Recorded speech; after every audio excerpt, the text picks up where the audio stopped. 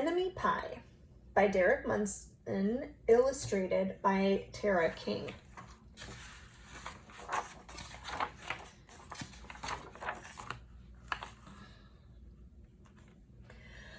It should have been a perfect summer.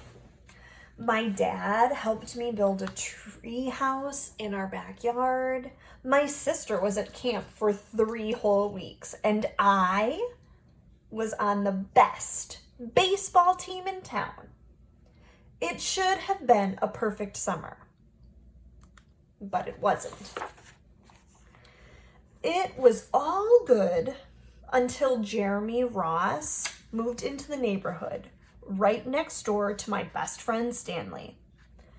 I did not like Jeremy Ross. He laughed at me when he struck me out in the baseball game. He had a party on his trampoline, and I wasn't invited, but my best friend Stanley was. Jeremy Ross was the one and only person on my enemy list. I never even had an enemy list until he moved into the neighborhood. But as soon as he came along, I needed one. I hung it up in my treehouse where Jeremy Ross was not allowed to go. Dad understood stuff like enemies. He told me that when he was my age, he had enemies too. But he knew a way to get rid of them. I asked him to tell me how. Tell you how? I'll show you how, he said. He pulled a really old recipe book off the kitchen shelf. Inside, there was a worn-out scrap of paper with faded writing. Dad held it up and squinted at it. Enemy pie, he said, satisfied. You may be wondering what exactly is in enemy pie. I was wondering too. But Dad said the recipe was so secret, he couldn't even tell me. I decided it must be magic. I begged him to tell me something, anything. I'll tell you this, he said. Enemy pie is the fastest known way to get rid of enemies. Now, of course, this got my mind working. What kind of things, disgusting things, would I put into a pie for an enemy? I brought Dad some weeds from the garden, but he shook his head. I brought him earthworms and rocks, but he didn't think he'd need those either. I gave him the gum I'd been chewing all morning. He gave it right back to me. I went out to play alone. I shot baskets until the ball got stuck on the roof. I threw a boomerang that never came back to me. And all the while, I listened to the sounds of my dad chopping and stirring and blending the ingredients of enemy pie. This could be a great summer after all. Enemy pie was going to be awful. I tried to imagine how horrible it must smell, or even worse, what it would look like.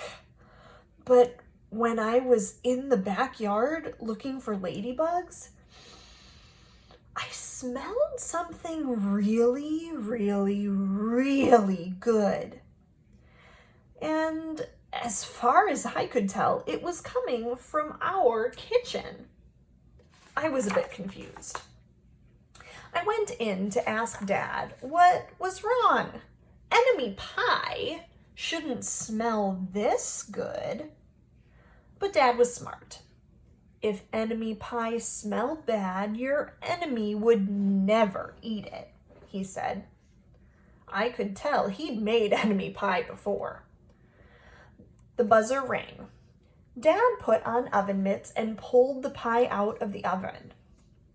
It looked like a plain old pie. It looked good enough to eat. I was catching on. But still, I wasn't really sure how enemy pie worked. What exactly did it do to enemies? Maybe it made their hair fall out, or their breath stinky. Maybe it made bullies cry. I asked Dad, but he was no help. He wouldn't tell me a thing. But while the pie cooled, he filled me in on my job. He talked quietly.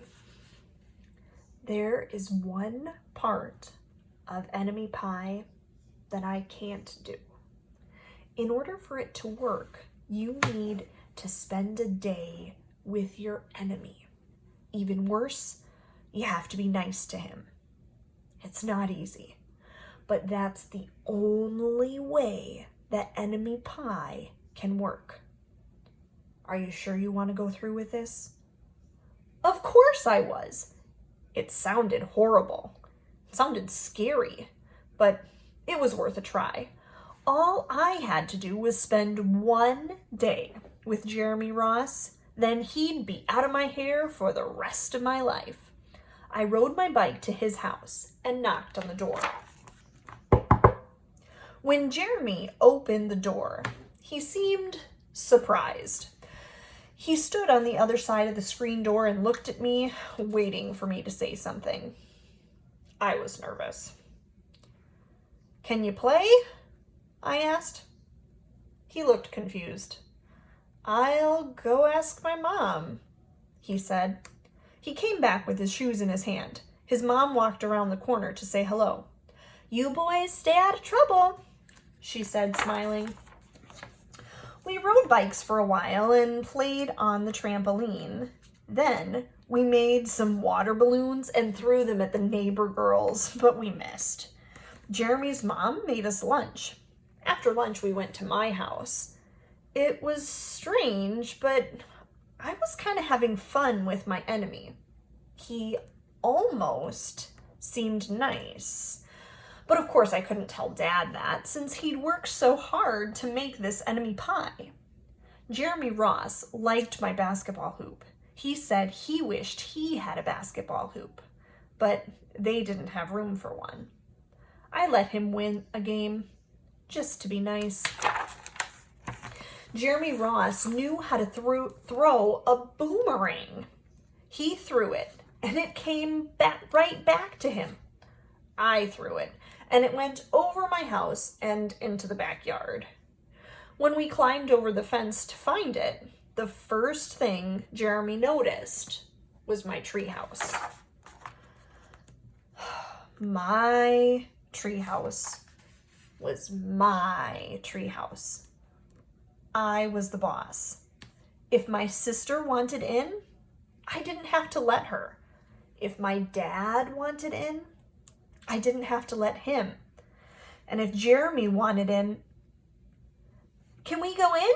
he asked. I knew he was going to ask me that, but he was the top person, the only person on my enemy list. And enemies aren't allowed in my treehouse. But he did teach me how to throw a boomerang. And he did have me over for lunch. And he did let me play on his trampoline. He wasn't being a very good enemy. "Okay," I said, "but hold on." I climbed up ahead of him and tore the enemy list off the wall. I had a checkerboard and some cards in the treehouse, and we played games until my dad called us down for dinner. We pretended we didn't hear him, and when he came out to get us, we tried to hide from him. But somehow he found us. Dad made us macaroni and cheese for dinner. My favorite. It was Jeremy's favorite too. Maybe Jeremy Ross wasn't so bad after all. I was beginning to think that maybe we should just forget about enemy pie. But sure enough, after dinner, Dad brought out the pie. I watched as he cut the pie into 8 thick slices. Dad, I said, it sure is nice having a new friend in the neighborhood.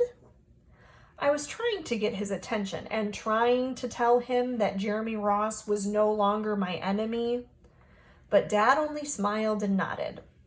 I think he thought I was just pretending. Dad dished up 3 plates, side by side, with big pieces of pie and giant scoops of ice cream. He passed 1 to me and 1 to Jeremy.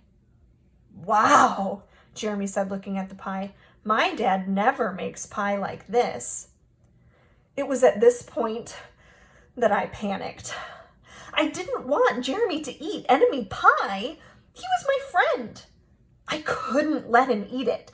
Jeremy, don't eat it. It's bad pie. I think it's poisonous or something. Jeremy's fork stopped before reaching his mouth. He crumpled his eyebrows, and looked at me funny. I felt relieved. I felt I had saved his life. I was a hero. If it's so bad, Jeremy asked, then why has your dad already eaten half of it? I turned to look at my dad, and sure enough, he was eating enemy pie. Good stuff, he mumbled through a mouthful. And that was all he said. I sat there watching them eat enemy pie for a few seconds. Dad was laughing, Jeremy was happily eating, and neither of them was losing any hair. It seemed safe enough, so I took a tiny taste. Enemy pie was delicious. After dessert, Jeremy rode his bike home, but not before inviting me over to play on his trampoline in the morning. He said he'd teach me how to flip. As for enemy pie, I still don't know how to make it. I still wonder if enemies really do hate it, or if their hair falls out, or their breath turns bad. But I don't know if I'll ever get the answer, because I just lost my best enemy.